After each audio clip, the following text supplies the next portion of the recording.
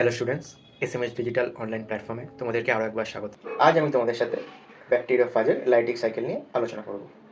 ব্যাকটেরিওফাজের lytic cycle মূলত একটি দ্রুত প্রসেস এবং মূলত ভিরুলেন্ট জাতীয় ব্যাকটেরিওফাজ অর্থাৎ T11 মানে T2 এবং T6, এছাড়াও ব্যাকটেরিওফাজ অর্থাৎ T4 এই জাতীয় প্রসেস ব্যবহার করে অর্থাৎ লাইটিক সাইকেল ব্যবহার করে কিন্তু বংশবিস্তার করে থাকে।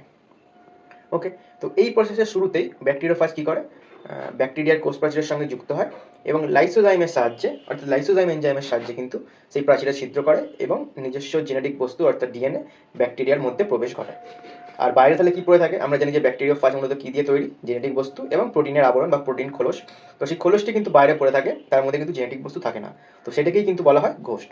ওকে, এরপর সেই জেনেটিক বস্তু অর্থাৎ ডিএনএটি ব্যাকটেরিয়ার মধ্যে প্রবেশ করিয়ে ব্যাকটেরিয়ার যে বিভিন্ন মেকানিজম অর্থাৎ যেমন বিভিন্ন যে বিপাকীয় কার্যগুলি ব্যাকটেরিয়াতে ঘটে, যে প্রসেসে ঘটে, সেই প্রসেসগুলোকে কিন্তু হাইজ্যাক করে নেয়। এবং আমি কী করছি, আমি যদি ব্যাকটেরিওফাজের জিনোম বা জেনেটিক বস্তু হই, তাহলে আমি কী করছি যে ব্যাকটেরিয়ার দেহে যে মেকানিজমগুলো আছে সেগুলো কাজে লাগিয়ে আমি আমার প্রোটিন খোলস এবং জেনেটিক বস্তু তৈরি করছি।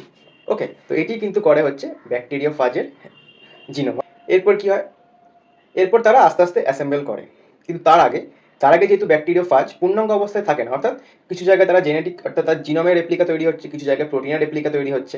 তো এই স্টেজটাকে কিন্তু বলা হয় হচ্ছে এক্লিপস পিরিয়ড, অর্থাৎ যে দশায় ব্যাকটেরিওফাজ সম্পূর্ণরূপে থাকে না কিন্তু পার্ট করে সেই ব্যাকটেরিয়ার মধ্যে অবস্থান করে। তো সেইটাকে কিন্তু বলা হচ্ছে এক্লিপস স্টেজ বা এক্লিপস পিরিয়ড। ওকে, বস্তু এবং প্রোটিনগুলো আস্তে আস্তে অ্যাসেম্বল হতে থাকে। ঠিক আছে, অ্যাসেম্বল হয়ে